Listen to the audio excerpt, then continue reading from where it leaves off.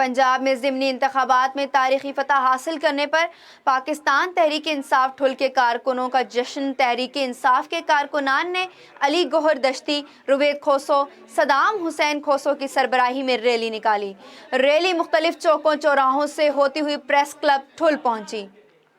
इस मौका पर तहरीक इंसाफ के कारकुनान का कहना था कि पंजाब के बाद वो दिन दूर नहीं है जब पाकिस्तान तहरीक इंसाफ सिंध में भी पीपल्स पार्टी को तारीखी शिकस्त देकर कामयाबी हासिल करेगी और वज़ीर आज़म इमरान खान ही होंगे। उन्होंने मज़ीद कहा कि पाकिस्तान तहरीक इंसाफ ने पंजाब में तारीखी फतह हासिल की है, जिसकी जीत में तहरीक इंसाफ ठुल के कारकुन फतह का जश्न मना रहे हैं।